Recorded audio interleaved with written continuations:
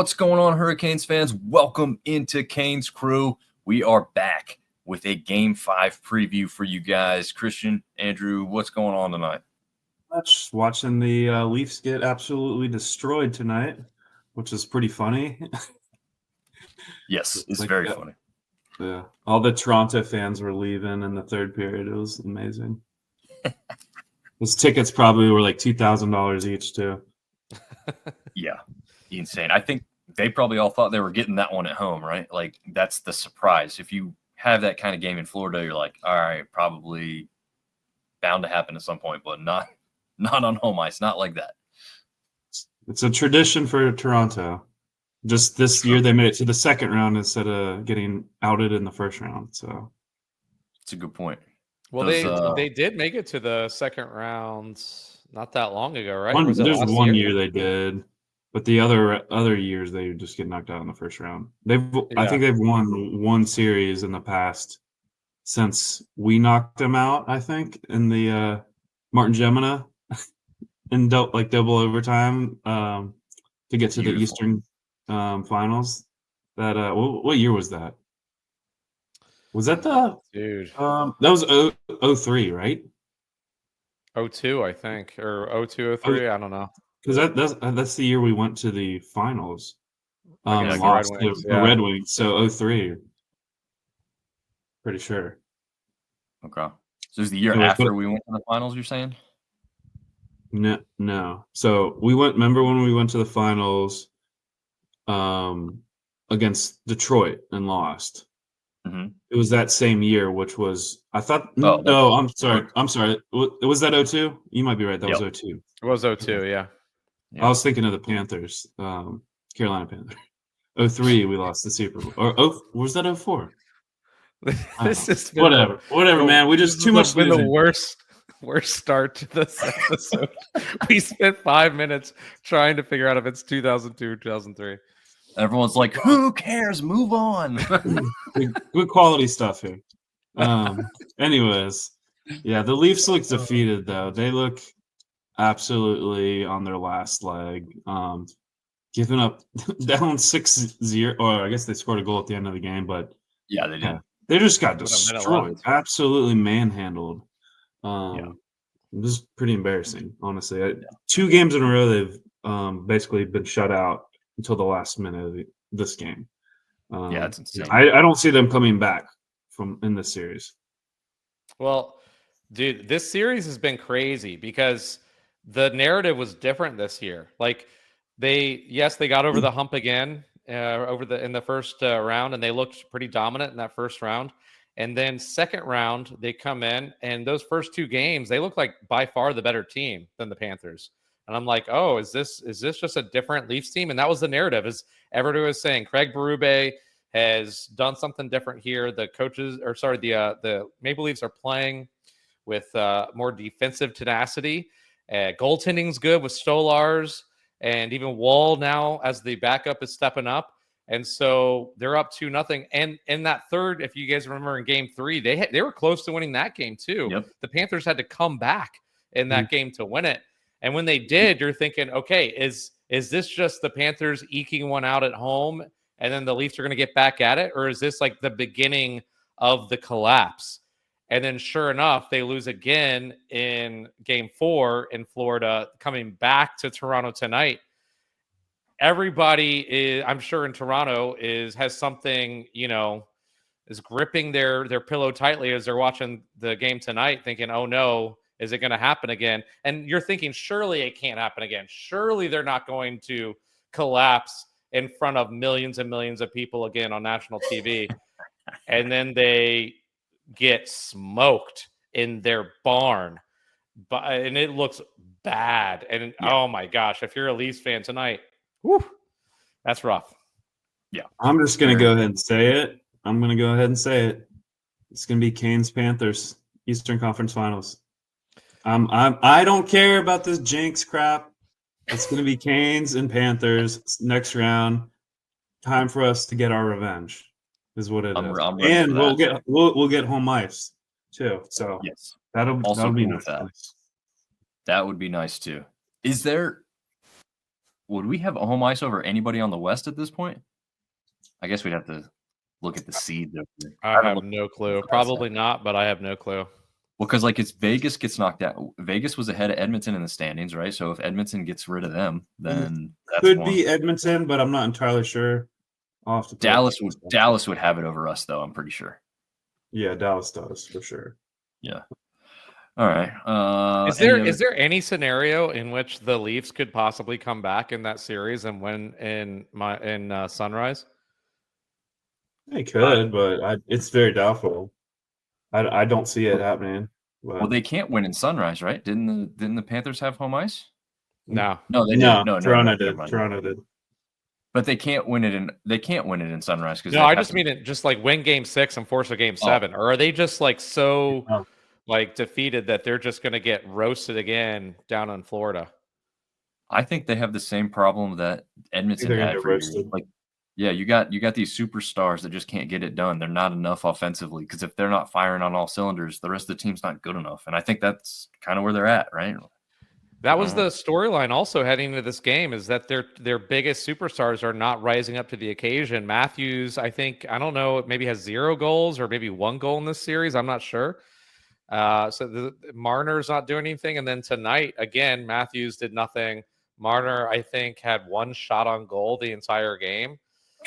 Oh, it's not looking good for them. It did not look good.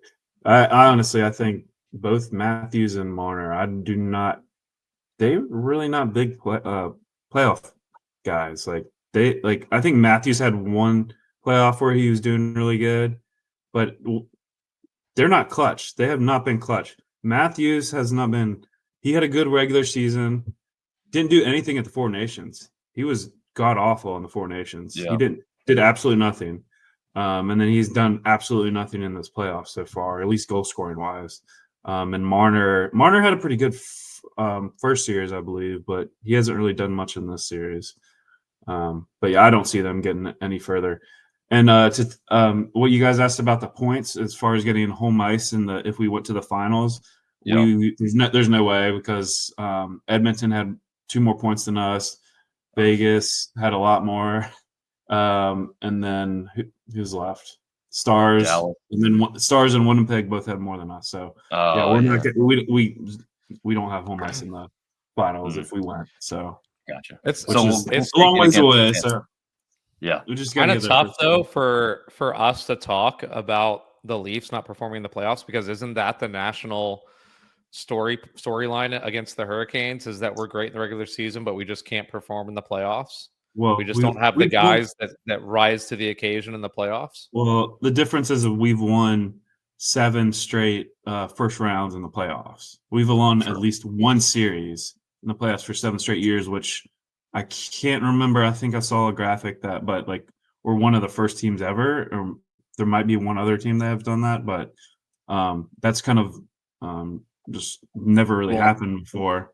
Rod is the first coach to ever do it. Maybe that's what it is. He's the first coach to ever do it for 7 straight seasons. So yeah. Go ahead, Christian. I was just going to say, I don't think we're going to get that monkey off our back though until we at least win some games in the Eastern Conference Finals, because the last 2 Eastern Conference Finals we've won 0 games. Yeah. Yep. Well, is it last 2 or last 3? We didn't win again. Remember 2009 in Pittsburgh? We got swept. Was that an ECF though? Yep. Yeah. We were at that game when we got swept. Yep. There might have been a fight in the parking lot, Christian, that night. I don't know. Tonight's not the night to divulge that story. We got to do that in the off season or something. We got to save that. We got to save Pittsburgh fans littering our beautiful North Carolina grass. I was just standing up for the environment, and the PNC Center, I think, is what it was called then. Yeah. Or no, was it RBC? I think it might have been RBC back then. Probably RBC back then. But yeah, so we lost Florida, obviously. We got swept. And then did we play Boston? Mm-hmm. Got swept. And then, was Boston, and then I think. Yeah, and then 2009 we got swept by the Penguins. So yeah, we've been swept the last 3 series in the Eastern Conference Finals. But I agree with you, Christian. We gotta least win some games in the conference finals. Let's win 4. But until they stop talking about, oh, you guys just can't make it through, you're not good. Even though we absolutely dominated that Florida series, they got bailed out by a hot goaltender that played out of his mind, and I'm pretty sure we had a backup playing at that point. We could not score goals. We outchanced them, we outpossessed them, outshot them, completely outplayed them. If you look at the stat lines in that game, or even go back and watch those games, pretty much every single one of those 4 games, we just absolutely dominated, just could not put a goal in the net. Yeah, well, I mean, goaltending wins championships, right? And now we are actually, believe it or not, the team with the hot goaltender that's winning games for us. So, absolutely. I'll take it. Finally, a change. Before we can talk about the Eastern Conference Finals, though, we got to win one more game, boys. We can't get ahead of ourselves. We got to win one more. It's true. True. I'm already getting ahead of myself. I'm not worried about it. Well, we got this. Let's look at this. The Capitals dispatched Montreal pretty easily in round 1, just like we did with the Devils. I don't think anybody really thought, well, besides PK Subban, that the Devils were going to pose much of a threat to the Hurricanes. I did see a surprising amount of people think Montreal was going to, do some damage against the Caps. And then the weirdest part is that didn't translate over, because people still started picking the Caps way more than the Canes in this one. But hey, there's the record right there. 1-3 against Carolina as it stands right now. 1.5 goals per game average. And they're giving up 3. So, I mean, I don't know. They scored over 2 more goals in that first series per game than they are in this game. This series against us. So and look at that shot total. That is pretty crazy. Shots given up. We've only given up 19 shots a game versus the Capitals. That's super impressive. Well, I think the other storyline about this series compared to the first one that they had against Montreal is the power play. Like we've completely shut down their power play, and if it wasn't for that 5-on-3 power play, which was essentially a gift, like it's going to look even worse for them. They have not looked like they could figure out our penalty kill. And if they can't get it figured out in game 5, it might be a gentleman's sweep. Yeah. Yep. Absolutely. That's what I'm thinking. I don't think you're putting Slavin on Ovechkin, essentially. You're having him kind of shadow him more than anybody else.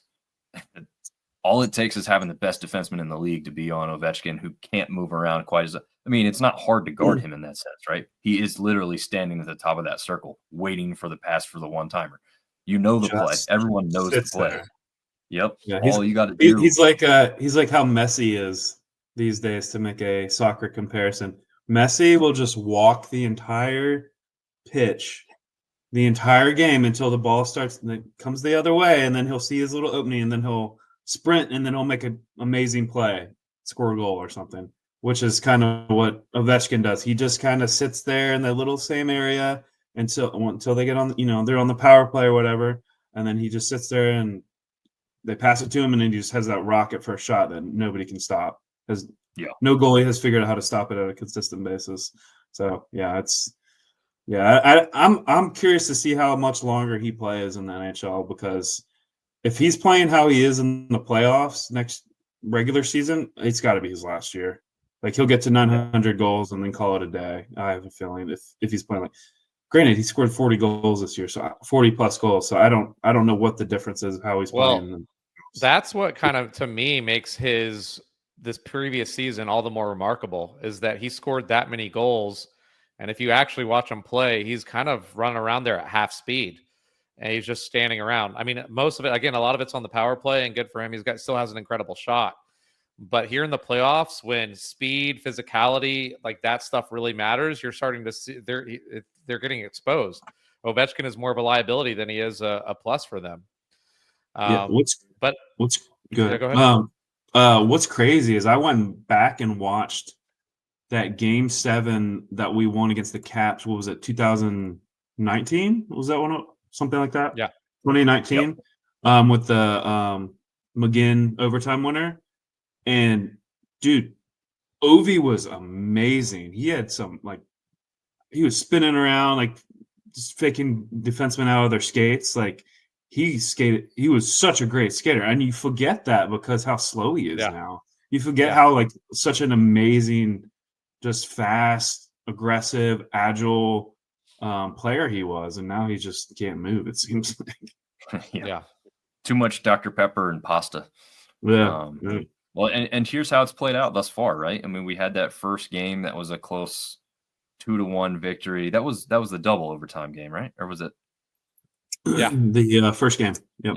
First game double OT. We completely dominated that third period and first overtime period. Yes. The entire game, we dominated the first game. Yeah. We just completely took over that game. They got the better of us and beat us 3-1 in that second game to even it at 1 apiece, coming into Carolina when we just exploded in the 4-0 shutout victory. Not the greatest game from start to finish, but I think we really looked very solid at the end of that one, Christian. That was the one we were both at there. And then a little bit closer of a game, but I think we thought that it could have gone even stronger for Carolina, playing a little bit sharper without as many of the penalties, right? Were both goals on the power play or just one, though? I think it was just one. Just one on the 5-on-3. We did take a bunch of stupid penalties that game that we shouldn't have.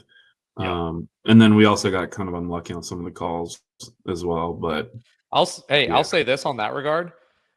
I know that the refs don't think of it this way, but here, as a fan, here's what I'm thinking. The refs owe us.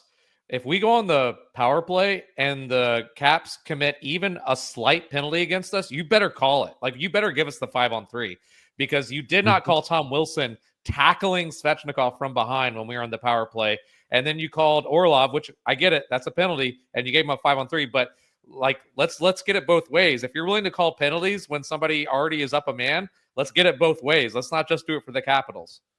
Yeah, absolutely. Yeah, because that one was egregious. I mean, Orlov's was egregious too. But like you said, I mean, why did we not get the other call? It's like they didn't want to call it because they didn't want to give the 5-on-3. Of course, that's exactly what it was. Yeah. I mean, I these refs are human. Like, we all know why, but Right. Whatever. Yeah. Right here, we've got some team stats. Specifically, this isn't in just this series. This is how the teams are looking overall in the playoffs thus far. Power plays actually to the Hurricanes' advantage. I think we've got, and there may be a discrepancy because, now there's been more games played. We've had more time. When the last game completed for the Caps series, the Hurricanes were the #1 power play unit in the NHL playoffs. But I think now Dallas has surpassed them after the past game. I believe. So, I can see that. Someone can Either fact way, check that. Go ahead, Christian.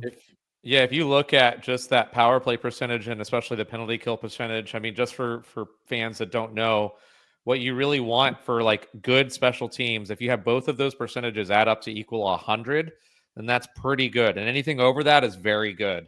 And the fact that we're currently over 120% combined power play and penalty kill, that's elite. And so, like from just looking at like an eye test, our power play doesn't seem like it should be as good as a 30% number. So maybe that number's a little inflated, but our penalty kill has been amazing. It's been amazing all season. It's really been amazing ever since Rod took over as head coach. And so I think that's going to keep going. Hopefully the power play can keep getting some good, dirty screened goals. But right now you can't complain. We're clicking on special teams. Yeah, absolutely. I feel like we really have to improve on. Tim Gleason some. Sorry, I was gonna say give Tim Gleason some accolades for some respect for special teams coach. How good he's done since he's been here, or at least on the PK part of it, at least. Yeah, that's true. I think the one thing that sticks out to me is how bad we've been at faceoffs. We're 12th. I mean, bad this series. Great. Yeah, I think this series has really hurt that number quite a bit. Yeah, I would say which is crazy. Roslovic was, I believe, 9 out of 10, either last game or the game before. So he's been really good on the faceoffs when our other players haven't. I don't know how many times I've seen Aho get kicked out of the faceoff circle this playoffs, but it's getting ridiculous. I'm like, I don't even know what they're doing at this point to get kicked out. Jordan Staal gets kicked out quite often too. It's like Yeah. In fact, the one time the ref like puts his hand up right to get him kicked out, and he like looks up, and then the ref's like, "Nah, you can come back." I'm like, "So what are you doing? Like, you can just make this up as you go. It's either you kick him out because he did something wrong, or he never did anything wrong from the start." Yeah. So I saw that right in front of me last game, and I'm like, "So you put your hand up, which usually means you're out and you got to be replaced." And then he let him come back in. So I'm like, I just drop the damn puck and go and play the game. Like I don't get it. Unfortunately, one of the storylines coming out of the season is that Jordo's just kind of not been as dominant in the faceoff circle as he's used to be. I mean, Yeah. he's still good, but he used to be straight up dominant and a guy that Rod could just lean on to win a crucial faceoff, and he's just not as reliable anymore. Yeah. It's a good point.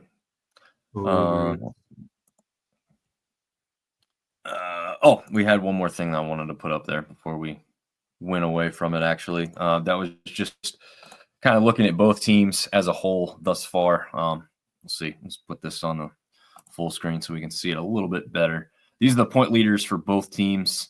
It's not a huge difference, I guess you could say, right? I mean, your top guys are all pretty close and stuff. I guess you could say it's surprising to see Ovechkin with only 5 goals total at this point in the playoffs. I don't know. Well, what's interesting is that the two top point getters in this series have really not done that much. Strome hasn't done much. Aho hasn't really done that much either. So I thought that's pretty interesting. I feel like our point production has been pretty spread out amongst our players this series for sure. Whereas I think Tom Wilson has most of their points this series. Well, last game we had all 12 forwards get 1 point, at least 1 point. That's pretty crazy. Yeah, that is interesting. Plus minus Jacob Slavin. Shocking surprise there, right, fellas? I mean, what an animal on the defensive end for us. I guess I was surprised KK is our penalty minutes leader. I didn't. I mean, I guess it's not a total shock, but I don't know. To see him with 10 that many penalties. Yeah, honestly, but that's not that many. That's what, 5 penalties. Maybe had I don't. Some of those could have come from the Devils series, and I just forgot about it. Yeah. Or a high sticking is what could be a double minor, so that could be 4. Instead. True that. Whatever. So look, we're looking at some of these guys. Christian, I'll have you start out. X factor for this game 5 here that we're really going to nail down and talk about specifically here. Yeah. Well, I get to go first, so I get to steal Andrew's because he was going to steal mine. Before we talked about this, I think we both said Sebastian Aho, and but the reason why I chose Aho is because if the Hurricanes are going to win this game, and I'm not sure if they will, we'll get to our prediction, but if they are going to win, I think it's going to come down to a late clutch goal with a star rising up and performing in a big moment. And even though Svech has really carried us through these playoffs and especially in this series, and has been our best player so far, the only guy that's really, I think, consistently has shown that he can, on the big stage in the playoffs, score a really big goal is Sebastian Aho. And he did that in the Devils series to win that series, get a goal that we needed on that power play.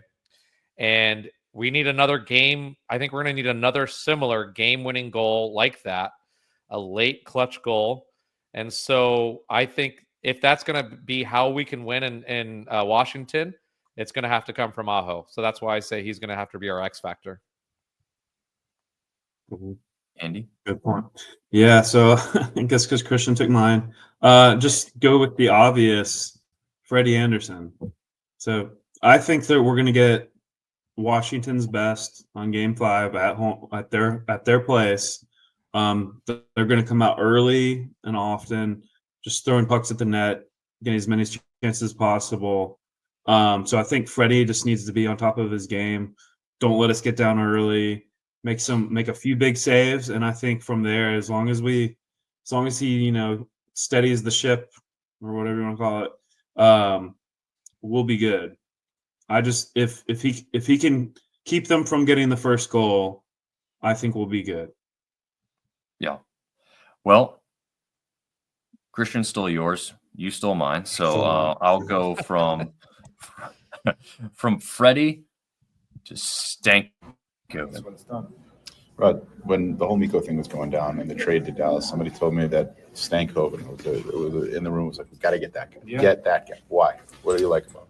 Well, I think it's you know, just from our standpoint, we played against him a couple of times, and there's certain players just you know you don't really know much about, but when you're as a coach or pre-scouting, you're just like, who's that guy? Who is that guy? You know, he's always around it, and obviously we love that about it. Love the fact that he's young and can still get better, and you know, I think obviously the talent part was obviously to watch, but just the fact that I think when he's out there. Well, Cut off. cut her. Oh, But anyway, Yeah. that was Rod talking a little bit about Stanky, as we like to call him. But I'll really put this. I'll put a little asterisk beside it because I'm really thinking about Stankoven and Blake both. The young rookie guys, like, do they come and add that extra spark to the older guys and be like, hey, yeah, we're in this with you too. We're here to win this. We're not going to have this thing go any longer. Let's put it to bed now. I think you need that from the youth guys. The veteran guys are going to tell them what to do, but how are they going to act and have, be the leaders on the play like we play side, right? Because that little extra effort is coming from them right now. They've got to keep that up. So anyway, just a little shout out to Stankoven there and Blake specifically in that one. I guess I'll start on the back end too. Just kind of overall keys to success. Mainly, mine's very simple. Keep them off the power play unit. I mean, it's going to be almost impossible not to take any penalties, but you got to limit these things and get those stupid ones out of here. So that's my very simplistic view of like a key to the game here in this one. We'll go backwards the same way. Andy, you go next. Yeah, mine is pretty much always the same every game preview is get the first goal. You get it, especially when you're on the road. Getting that first goal takes the crowd out of it. It takes the energy away from the home players. So get that first goal and then just choke them out from there. Get a few more, But if they're getting that first goal, it could just come in waves. They could just pop off 3 right there if they get that first goal with that crowd going, especially when their backs are against the wall. So get the first goal. Yeah. Yeah. So Andrew, hey, you got me back. You stole mine. That was going to be my key to success. I think that's so true. We do need to get the first goal, but I'll give another one. We just make them beat us. Like, don't give them a cheap goal. Don't give them a cheapie. Like, make them earn it out there. I remember the one game that they won in Washington. How did they score their first goal? We throw the puck off of our own defenseman's face, off of Gostisbehere's face, and it lands right in front of, I forgot who it was who had the breakaway there. But anyway, McMichael, yeah. Yeah, McMichael lands right in front of McMichael, and he carries it in on an easy breakaway and has a great shot. But like, I'm not saying it was the biggest mistake. You don't expect that to happen. But look, we gave him that, like we just gave him a free one, and we cannot do that. We had a great game. I think really other than that, I thought we played a pretty decent road game. But if we're going to win another road game in Washington, we got to make them earn anything out there. We cannot give them a cheap one. No, not at all. Speaking of something that's not cheap, Freddie's new mask. I guess we were talking about this. We can't really tell whether this is going to be something that he's immediately going to wear or maybe break into practice first, but I don't know. Any thoughts on this playing any kind of head game with the Capitals, like seeing a goalie with a new mask, or is that like not going to be a part of anybody's concern for this? I don't know. Being lights on it that messes with their vision, I don't think it's going to do anything. But it's interesting that because like goalies tend to be very superstitious. They're banging each post a certain way, like 3 times here, 2 times here. You've seen them do that before they get in the crease. But yeah, if he switches it, that would be kind of weird if he switches from his current mask to this mask during this series, especially in the playoffs. Yeah. Being how maybe he's just not superstitious at all. He says whatever, but I thought that was kind of interesting that he came out with a new mask right now. Well, Freddie is so stoic. If you ever listen to him having an interview, he's just like so even keeled. He strikes me as a guy who could care less about superstition and those sorts of things. And he's just going to go out there and get it done. So I wouldn't be surprised to see him in this mask. And me personally, I think this mask is sick. I love the design. I like it better than his old one. And I really like on the back of that mask, it's kind of hard to tell in this picture, but I'm pretty sure that's the lion from the like the Danish crest. So Yep. I think that is really cool addition to that logo. From the I line, also like Smooth Fossa. Oh man, that would be great if it was. I like the fact it looks like blood splatter, and it's so detailed that he even has it on the cage of the mask. That's pretty sick. Yeah. I don't know. I don't think I've ever seen something like that. So I love that aspect of it. I hope he debuts it. I think it's going to look badass with the away whites, but we'll see. I think on the top there that had something to do with like Legos. Yeah, he's a big Lego guy.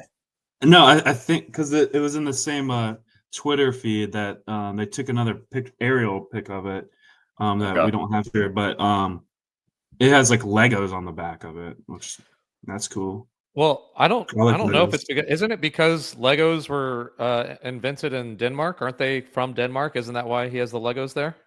Might be.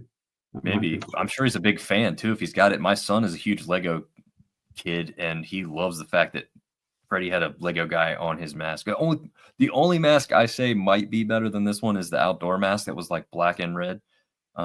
I wish I'd have put that one on, but that one was sick too. That was a really cool mask. I liked his whole pad setup for the outdoor game and everything. That was elite.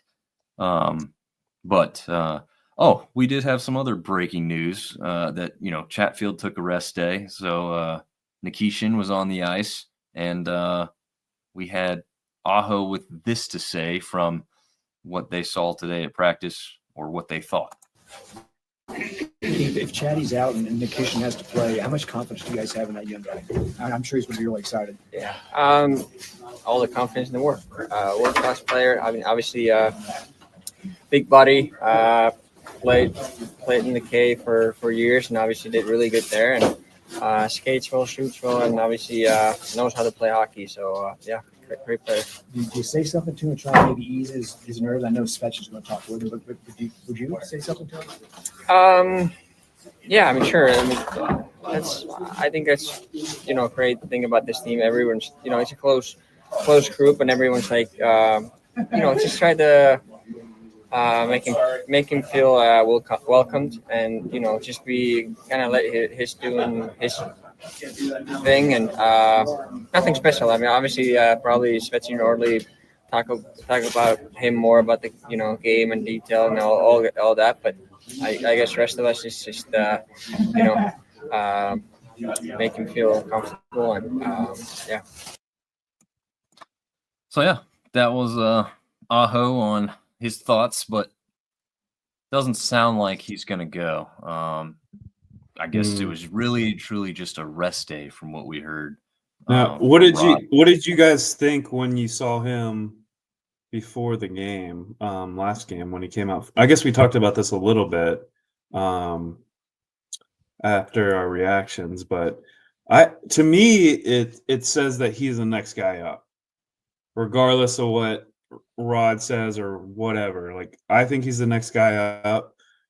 I don't think you put him on a rest day with an actual pairing guy, one of our actual guy that's going to play in the game. Who was he with today? Was it Gostis? He was with Orlov. Orlov, okay. Yeah, well, there you go, Russian to Russian. I don't think you do that unless he's going to be the next guy up. I like Morrow, but I don't think he has as much upside as Nikishin does. So I don't know, that to me that indicates that we get an injury, he's coming in. Yeah. I think the fact that they're pairing him with Orlov tells you that for sure. Like, if not, why would he be on your second pairing? Because that's where Orlov is. He's not on your third. So you're slotting him in a spot where he's going to come in and be expected to perform, but he's also got a little bit of that, Russian to Russian connection that's probably going to be a little bit more natural than anybody else. So I think you're right. I think he's the guy, Christian. Yeah, just Yeah, the I mean- language part. I'm sorry, Christian. Go ahead. Oh, go ahead. I was going to say the language part is huge for having Orlov on that D pairing if they do ever play together, just because that's going to be the main guy you're communicating with on the ice, on the bench. Hey, leave it here, whatever. We should leave it here. I don't know Russian. No, but do the Russian accent. Yeah. Yeah. leave it here. Leave it here. You pass me Mr. puck. Bond? Anyways, touch yeah, my guys. I don't think that's accidental. I think Rod is doing that for a reason. Yeah, having another Russian out there is a huge plus to getting Nikishin comfortable. He played a whole season in Russia. He's Russian. He barely knows English. He's comfortable with speaking Russian on the ice. So having a Russian D partner is going to be huge for him if he ever does have to come into a game. I think the other thing that it tells us, another obvious thing, but Chatfield's obviously dealing with something. And you know how the playoffs are. Like, we probably have several guys that are dealing with nagging injuries, but they never talk about it during the playoffs. And then after, like, a team wins or gets eliminated, you find out, like, oh, so-and-so has to get surgery. So-and-so was playing with something broken or something pulled. And it's like, holy cow, like, you were still out there playing with these sorts of injuries. So Chatty has something going on. We don't know exactly what it is, but, it's something he can play through. It sounds like he's going to be playing in Game 5, and we're not going to see Nikishin. I think Rob maybe spoke to that. I don't know if we have that, but Yep, we do. Rob, with Jalen not out there today, had Nikishin out there. Will he play tomorrow night or no? Well, Jalen, just give him a little extra time. There you have it. There you have it. That Rod, a man of many words, has spoken. That it's just giving Jalen extra time. The one thing that I think I mentioned this to you guys, or at least somebody at work that I was talking to, and I don't know how many people really picked up on it. Chatfield was up almost against the boards late in the third and took a hard check from somebody, and his whole face, the mask maybe slightly helped, but he smashed his whole face into the boards, and he kind of came away for a split second. I thought he was like going to look around like he didn't know where he was. He got back into action pretty quick, though, and I'm like, okay, so I don't think it was a concussion, but he could be feeling a little dizzy. Otherwise, it's, again, some nagging injury at another part of his body that we're not going to know about until much later, if ever. But the only thing that I could think of is, like, it's not quite a full concussion, but he had a good hit to the head, which, I don't know, it's kind of like a hit from behind, too. I actually thought they could have called it, but they didn't. So hopefully that mask didn't hurt his teeth and ruin that beautiful smile of his. Yes, it would be a shame. Yeah. Smile Beautiful. only a mother could love. Invisalign. Yeah. Beautiful. It's like, Okay. All right. like so what nightmares are does- made of, his mouth. there you go. Does momentum carry over? We got a long layoff here. Christian, I'm going to start with you on that one. Does momentum carry over from the last game at home and keep translating over here on the road in Washington? Great question. And I think if it's all right, maybe it would just work better if I can flow with this thought into my prediction. Yeah, there you go. So me personally, I don't think that the momentum that the Canes had from that dominant third period in Game 4 is going to carry over into this game. I've seen it all before. So first of all, there's been 2 days off, and that's going to be a decent amount of time for the Caps to reset. They're back at home. The crowd's going to be pumped up, I'm sure, because it's a do or die game for them. This might be their last game of the season, so they're going to leave it all out there. But even if there wasn't a 2-game break, I've seen this before. I've seen one team look super good in the previous game, and then the very next game, it flips. Like, if you guys remember our road to that Stanley Cup in 2005, 2006, and the Stanley Cup finals against Edmonton, we were by far and away the better team. We had a 3-1 series lead, and we go home and we lose that game. And now it's 3-2. Then we go to Edmonton, and then they tie it up, and we have to, if they force a Game 7. So we have a 3-1 lead, but we're not even going home. We're going to Washington. So it doesn't really matter how good we've looked. Like this game, you got to throw all that stuff out and just treat this game as this game. Who's going to be better, the Caps or the Hurricanes? And so far, these last 2 games in the first period, the Caps have come out the better team. And Freddie's kept us in it. He's kept them from scoring, and we happened to score first in the first period in Game 4, and that really helped us out. But I don't know how much we can depend on Freddie to keep doing that for us. If the Hurricanes are going to win this, they got to come out strong in that first period and say, look, we're not going to give you this one at home. We're not happy. We're not content with going back to Game 6 and winning it in our barn. Like, we want to win it here. We want to get this wrapped up and over with now. And like lean on them in the first and show them if you want to win it, you're going to have to take it. Like, we're not going to give it to you. So I say all that to say, unfortunately, I've seen this one before. I don't think we're going to win tomorrow night. I think the Caps are going to have all the momentum. I think they're going to get the first goal like they did before in Washington. Like we still have never held a lead in Washington over the last decade in the playoffs. So I see that trend happening. And unfortunately, I see, a scenario happening in which not only do they score the first, but then they get like another, maybe a power play goal. And all of a sudden it becomes 2-0 and the Caps start leaning on us. And it becomes too easy for the Canes to just be like, well, we have the next game at home. We can win it there. And before you know it, it's a 4-1 Caps win, which is what my prediction is. I think it's going to be 4-1 Caps. Andy? That's stupid. So I'm going to be real annoying and continue to say whoever scores the first goal is going to win the game. So I'm going to say that we're going to score the first goal. I think we're going to score the first 2 goals. And then basically from there, they're just going to be like totally just devoid of any shell-shocked, just kind of off their game after that. I feel like they have no chance after that. So that's my prediction. I think we win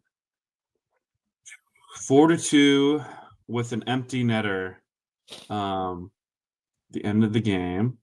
Svech is going to get that empty netter again. But to Christian's point about the if we do get down 2-0, I mean, that's kind of the same thing that happened. We got down 3-0. Granted, we were at home in the New Jersey to close them out, and we came back. So who knows? Yeah.